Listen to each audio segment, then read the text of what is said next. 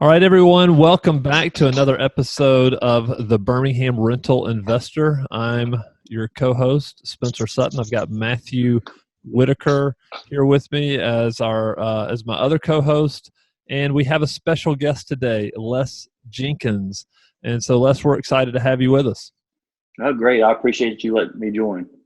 Yeah, Les is a competitor of mine in more than one thing. So we're baseball coach competitors. So we've competed for years in Little League baseball. So it's good to have you, Les. Thanks for coming on the show.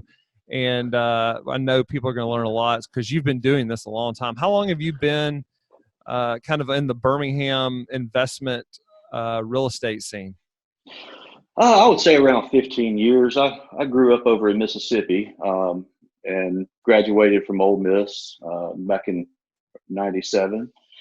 I came over in Birmingham, and I had a banking finance degree, so I worked in commercial lending at a local bank here for a while before I started getting into the real estate side. So, as you know, the banks back then, when the market started to turn, they started buying each other. So me and a buddy of mine, which was in an accounting field, we decided to take an adventure into real estate. So that's kind of how that formed. Did you start by investing, or did you start, with buying and selling yourself, or did you start representing people as their agent? I actually did both at the same time because right when I got in, the market started to turn. So, we immediately saw, the foreclosure market. So we identified that right off the bat. So I basically moved over to acquisitions, in our company. Now I do work for Keller Williams, and I do normal home sales as well, and been doing that the whole time. But as soon as the market had a turn, we noticed that, and we got into that foreclosure market and started investing. And you're talking about the 07, 08 recession? Yes. So when you say turn, you mean turn down, like in a really bad down way. In a really bad way, right? Yeah. Right. Which for an investor, it's a really good turn. If you're acquiring properties. Speak for yourself. But but yes, it was the bad turn in the market at that time. And I think it was probably a great time if you were just getting into real estate. You had cash. You didn't have to rely on financing or anything like that. It's probably a beautiful time to get into real estate. Matthew and I were in before that, and so we rode the roller coaster up and barely hung on the way down. Go ahead. Yeah, go ahead, Les. Well, I was just saying that, it's you guys being in there beforehand. It was probably a different view as me coming right in and walking right into that. Talk about your strategy during that time, Les, because it appears we may be headed towards something similar, or could be heading towards something similar. Talk about your strategy at that time for people that are getting into investing right now. Well, the name of the game is money. So you need to basically, as much money as you can pile up, go ahead and do it. And we were into the acquisition. So we bought as many properties as we could. That was the name of the game at the beginning. And then we had to put together a good contractor. We went and found a good contractor. So we knew in the end that we could sell them on the back end. So we just acquired as many as we could. And that was essentially the game then. You were thinking when you were acquiring properties, you were thinking hold, or were you thinking when you say you could sell them on the back end, were you thinking, hey, we're going to buy these, rehab them, and then flip them, or were they for more long-term rentals? Well, we had kind of a three-headed business model. We bought them and for hold, and then we bought them, remodeled them, put renters in them to sell on the back end, and then we also did your normal remodeling and selling, on the market. So if you could acquire a nice home in, let's say, the Stavy or Homewood at that time, which you could at that time. Yeah, we did that as well, just, you know, in mind to sell to a homeowner versus an investor. So we approached it at 3 different angles. Talk about where you got your money, where you raised capital. Obviously, you don't have to give names, but is this like friends and family money? Is it bank money? Where did you get the money? Well, a little bit it was my own, and then yes, we did a lot of fundraising. We had a big contact out of Oregon that we met up with, and he basically funded us for a long period of time. And then, you know, then you get to where, you know, you don't really need that funding, or we created other avenues out of New York, and a couple in California. But that, you know, as far as money, that's the only place that we would go. We wouldn't go to the larger banks. It was pretty much, you know, private type money. So you kind of scraped it together, it sounds like, to begin with, and then once you started being really successful, money seems to find you when you get kind of a track record. That's right. Yeah. It's very important to have a good reputation in this business, because once you do, the money will come find you. You know, in advertising on, you know, on the national sites like LoopNet. You know, it gets your name out there. Bigger pockets, you could get on those type deals and get your name out there. And then our Oregon connection's real big on bigger pockets, so he throws our name around a lot out there. So yeah, the money part was, it seemed to find us somehow. I guess the deals were so good here compared to California and Vegas. So it tends to find you.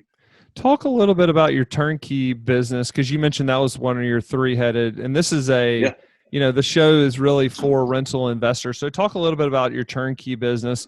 What types of properties were you buying back then, kind of in terms of, you know, year built, maybe even some areas, and then kind of give us an idea of scale, how many properties you bought, and who you were selling to.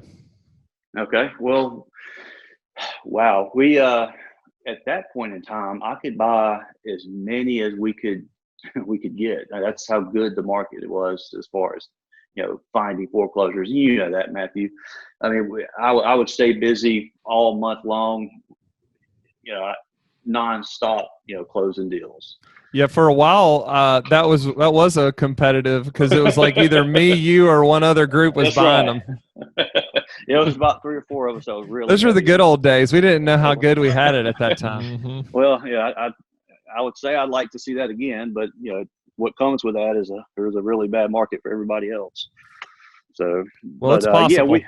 Yeah, it is possible. But yeah, what was your question? The second part of that? Yeah, just talk about the scale. How many homes you bought during that kind of recession period, maybe for 3 or 4 years, and then Spencer was curious who you sold those to. Types of properties. Okay. Typically, we would stay at the point in time when you could be choosy. We would stay in the 1950s to 60s range. Because they were easy to remodel for us. The way they were built, it was just an easy remodel. So we would crank as many of those out as we could. And that could be, you know, your typical sought after areas right now, like Center Point, Adamsville, Hueytown, those type areas. And as far as numbers, I would probably say we've done,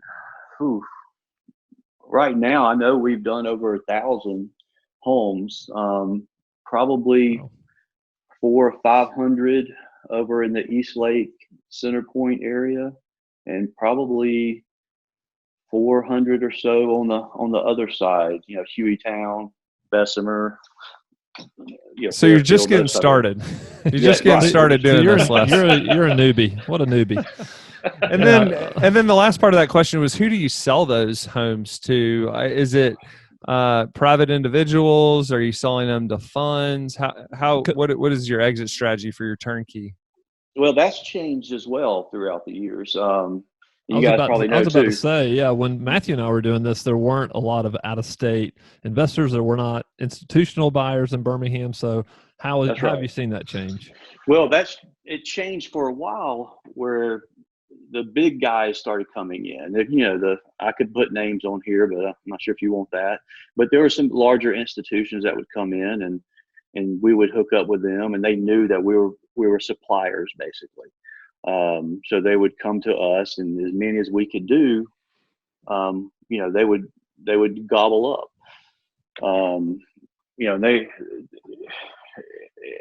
I'm trying to figure out I'm trying to figure out the year, probably 2013, 14, that started to change. And those institutions, they have basically gone away because the numbers have gone down on the foreclosures. So your inventory is not there anymore.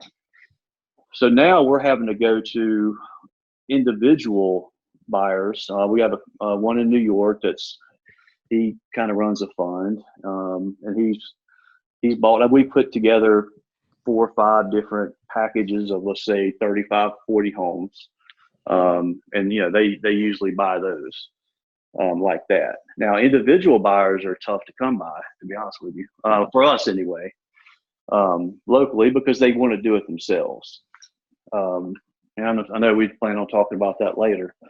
Yeah, no, that's perfect. And we will get into that later, because you've also helped personally a number of people put together rental portfolios as their agent too. So I do want to get into that in a minute, but let's keep talking about this. Tell me a little bit more about your strategy kind of post-recession. We've been on a long real estate bull market run. Obviously, you're selling to this New York institution. And so now, but what have you been doing over the last 7 to 8 years? How has your strategy changed? Yeah, right. It's a lot more work. A lot more work. We've got wholesalers. It's about being connected with the wholesalers in town. We go to the courthouse. We buy them from the courthouse a good bit. And just my agent contacts from, being in the business, in the investment business for 15 years, I have agents that'll call me, hey, we got these deals here. And that's just for me being, having a lot of contacts out there. But yeah, it pretty much, more boots on the ground, as hard as you can work. You got to be at that courthouse once a week. And you're I don't know if you guys have been lately, but it's getting as fierce battle up there as it is anywhere else. So it's really hard to acquire them now. It's crowded on the courthouse steps right now. It is. Well, and we're, that might change given the time we're shooting this. It appears that we're potentially headed into a recession. So you're buying houses from wholesalers, you're rehabbing them, and then you're selling them to some institutional investors, like groups up in New York. But what about what can an individual expect? How can they purchase rental houses here in Birmingham? The same way. Number one, they need to find you need to get a good agent that's experienced in the investment world.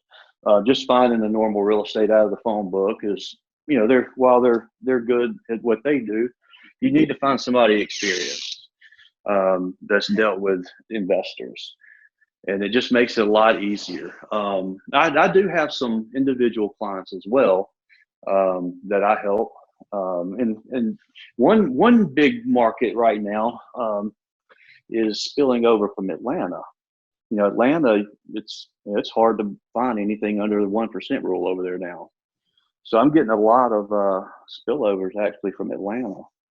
Are these Atlanta investors that live in Atlanta, or are these people from California that are trying to buy Atlanta and now switch? No, these are Atlanta investors that can no longer find properties there. Gotcha. And are you helping them? And you're helping them, Les, buy homes? Yes. If we can find them, I'm helping them.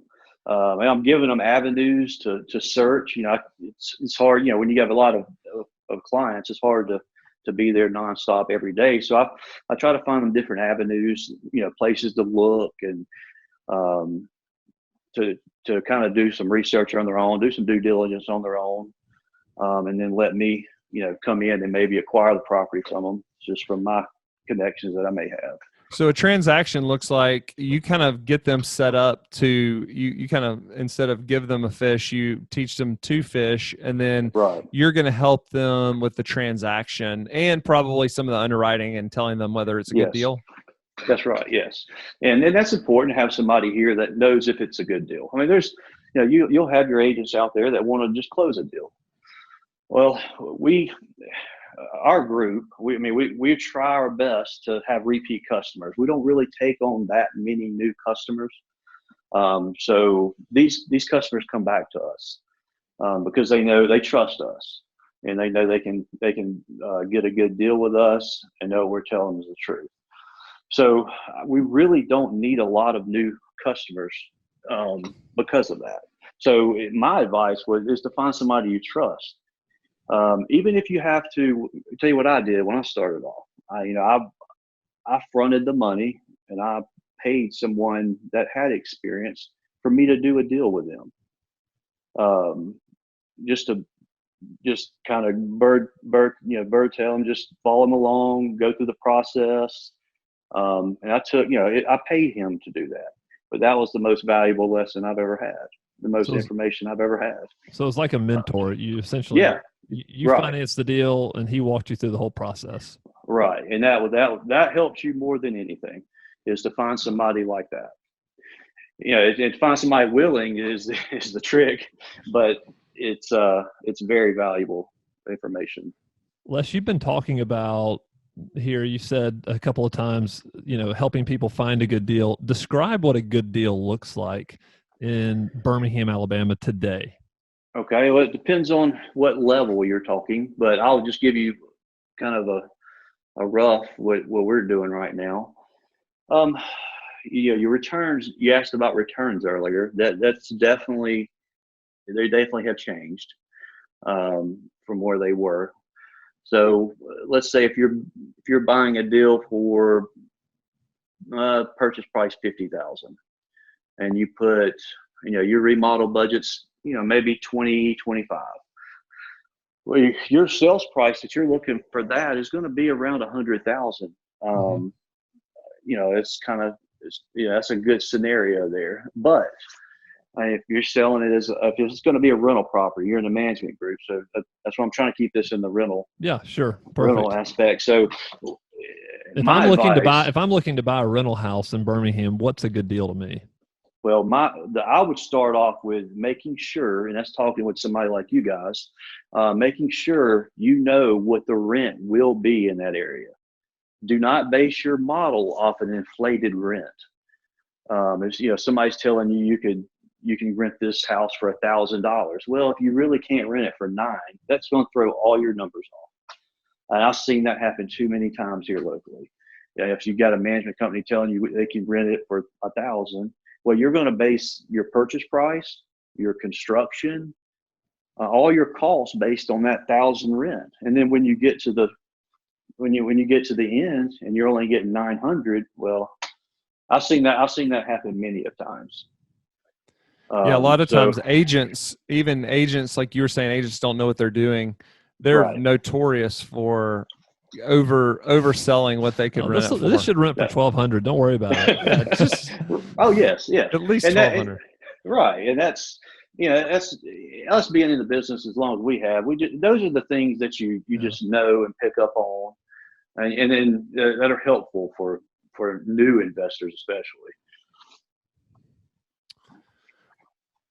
Talk about, like, if you could buy a house in only one zip code in Birmingham, what zip code would that be? Oh, wow. If I was a new investor and didn't have a lot of money, but you're looking long term, I would probably, you guys probably already know this, I would focus, in which I am right now, kind of in the North Birmingham area, in the Norwood area. As far as that level of housing now. Interesting. Because I think that area right there is going to explode. Everything's building up out that way. And if you go look at the housing and houses in there, very beautiful houses. A lot of character in that area. So we're kind of focusing on buying in that area. That's awesome. I haven't been in. I probably haven't driven down a street in Norwood in 5 years. Right. As GK's grown, I've been stuck in this office. So it sounds like it's way different. So that's pretty awesome. It's coming growing back up over there. Yeah. What's interesting is I think I've heard that Norwood's coming back for the past 10 or 15 years. And so to actually, because we had somebody else on here, I think even Brian Miles was telling us that Norwood there are some renovations going on over there and people moving in and buying retail. So it only makes sense that people would want to rent there as well. It's a great location. I know it's kind of been down for a while, but if you just step back and look at where it's at and what's going on around it, and then the quality of houses that are in there, and even the streets, they're really beautiful streets through there. I mean, it just makes sense. And I'm already seeing it. I'm already seeing that it's harder to get properties in there because I'm not the only one figuring that out. They're definitely, the prices are starting to go up over there. I think that down the road, again, that could be 5-10 years down the road. But you asked me about Avondale. I think that's maybe not as trendy as Avondale, but I think it's going an upward pace as Avondale did. Yeah, and just for context, that northern Birmingham area, they're building the UAB's football stadium there, which is going to be a 40 or 50,000 seat stadium that they'll hold concerts, and the city's also invested. There's a hotel which there's really two hotels there. One I think is a Hyatt, and the other one is a Sheraton down there. And then they've obviously have kind of an entertainment district. So the city is pouring a lot of money in this area, and the Norwood area is literally just north and a little bit east of that. And I will tell you, probably when Birmingham was just getting started, you could tell that was kind of the affluent section of Birmingham before people built. That's right. On the mountain just south of town. Because a lot of nicer houses up there, they're just in disrepair right now, which are the ones you can buy at a discount. That's right, and they're really nice, and they will be nice. And another area I was going to ask you guys about. Are you seeing anything? We're seeing an uptick over there, in the Hueytown Bessemer area because of the Amazon. Everybody's mentioned that on our show, and I totally agree. I mean, it just makes sense. You're going to have a bunch of jobs out there, right? And everything from Bessemer to Hueytown down to McCalla. All the new properties down in McCalla. I think people are gonna, be willing to move into new homes down there. So maybe even some build to rent down in McCalla might, or building to rent in Hueytown. I think there's just a lot of opportunity in and around that area. Yes, the prices right now are still okay. I mean, I don't know how long it's gonna last, but there's still deals to be made there. Are you guys seeing any of that? I mean, we're not. I'm not on the front lines of all those deals as much anymore. So, but definitely know that that everything points to it makes sense. I mean, anywhere Amazon's going to go, there's going to have to be things that support that on top of just all the jobs Amazon's going to create. So, seems like a pretty good opportunity right now.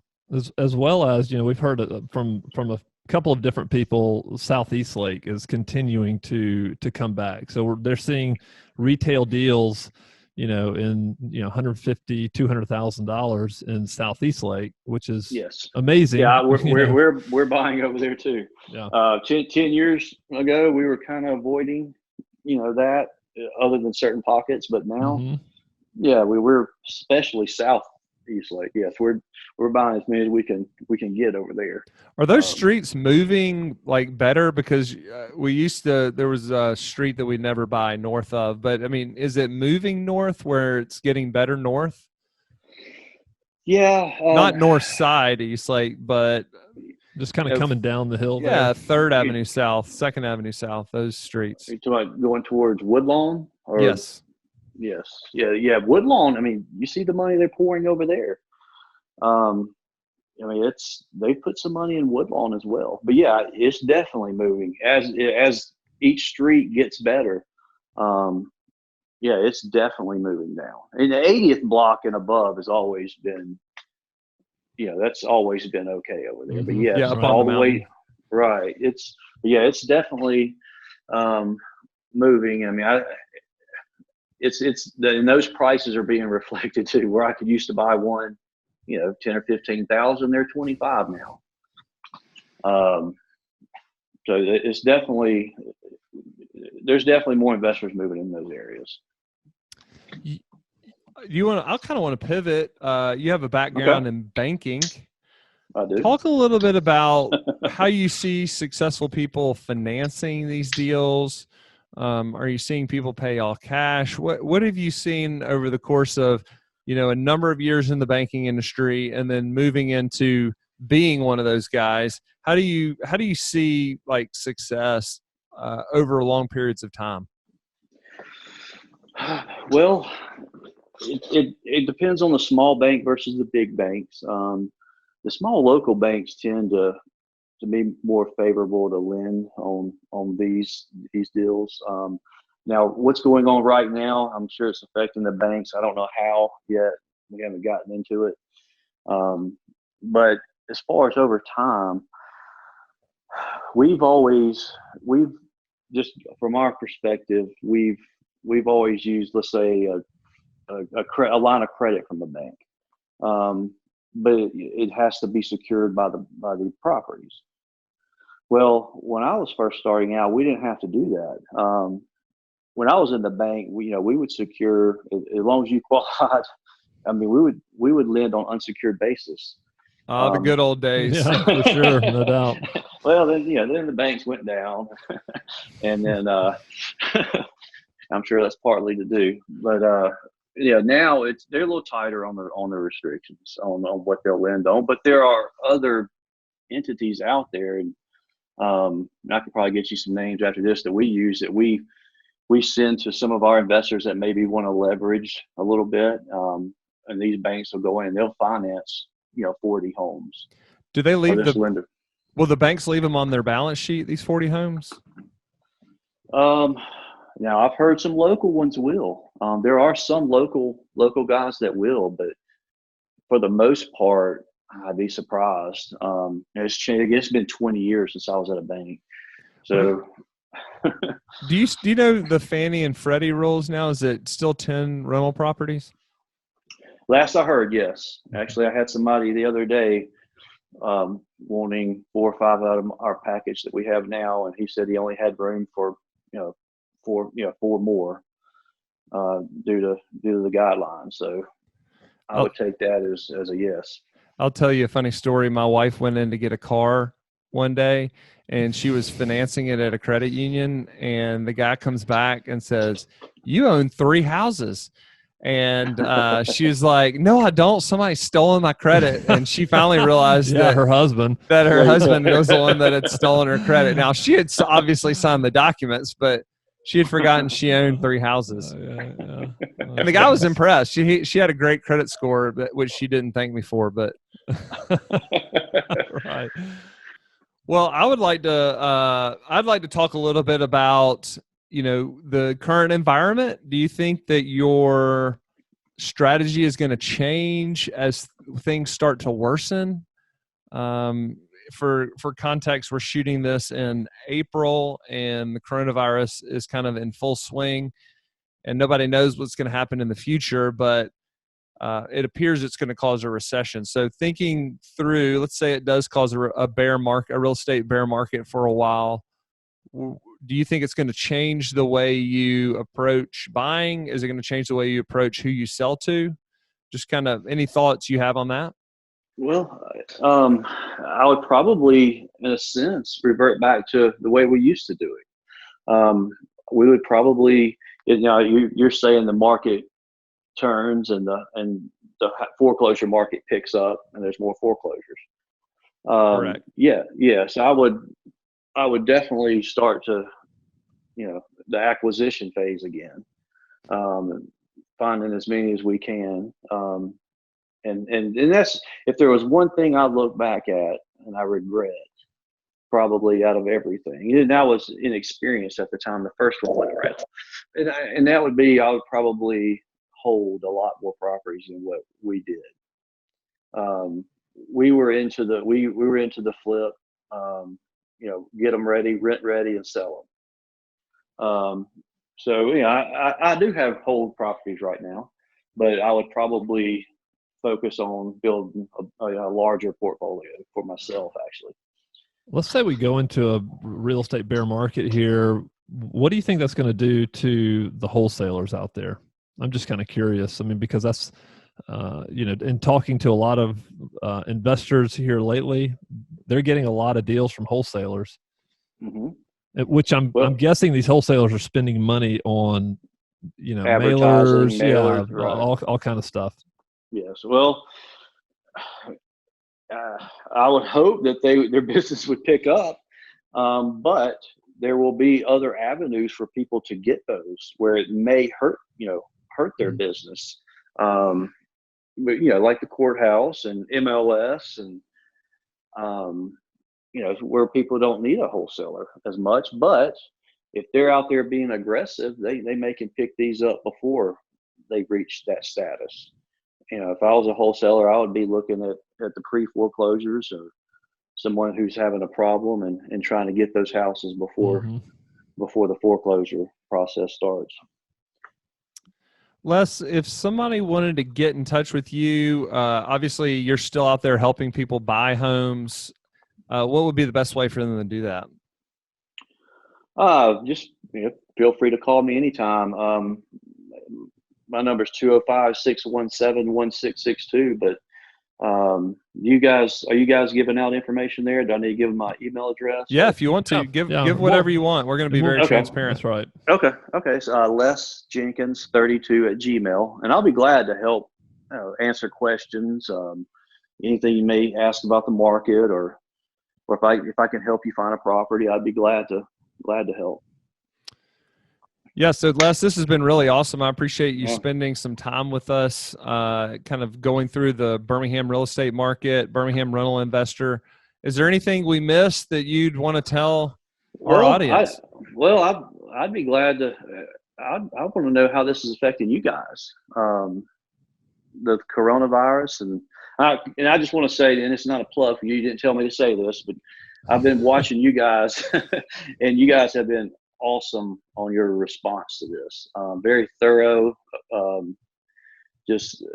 Your buyers or your clients have to be pleased the way you guys are staying on top of this.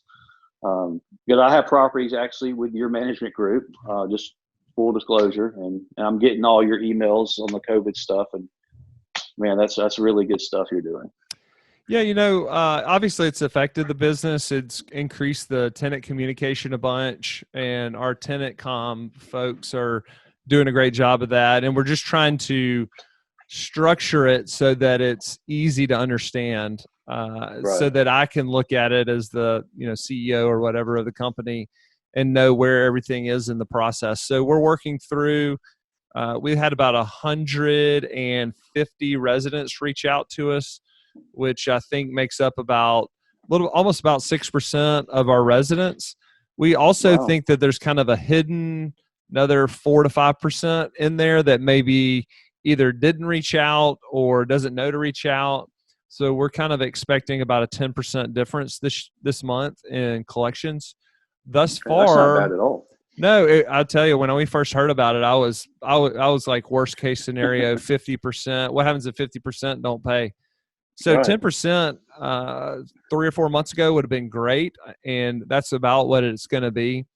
My biggest fear is that this thing's going to drag on some, and it's not the initial punch, but it's going to be, this thing's probably not going to let up for 12 plus months. And what does it look like for them when it's 10% every month and you're constantly trying to work hard to collect rent. So it'll be certainly interesting. It's going to create a lot of opportunities, though, for a lot of rental investors like you, rental investors like the people listening to the show, to help out by getting people out of houses, getting them out of bad situations, allowing people to rent houses again. So I think it's going to create a lot of opportunity. Yeah. Well, I think you guys are staying ahead of it, which is good. That's going to pay off, for your clients down the road. So I just wanted to give you a plug there. Yeah, I appreciate that. All right. Well, I appreciate you guys letting me join. You never need me again, just let me know. Yeah, thank you. Les. I'll try to show my ugly face on the.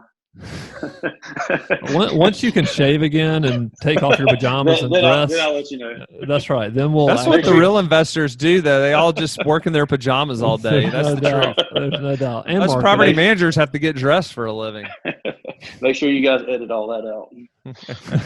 All right. Well, Les, thanks so much for joining us. And everybody, if you're listening and you haven't subscribed, go and make sure that you subscribe to the podcast. Give us a review if you like what you hear, and we'll see you next time on our next episode of the Birmingham Rental Investor.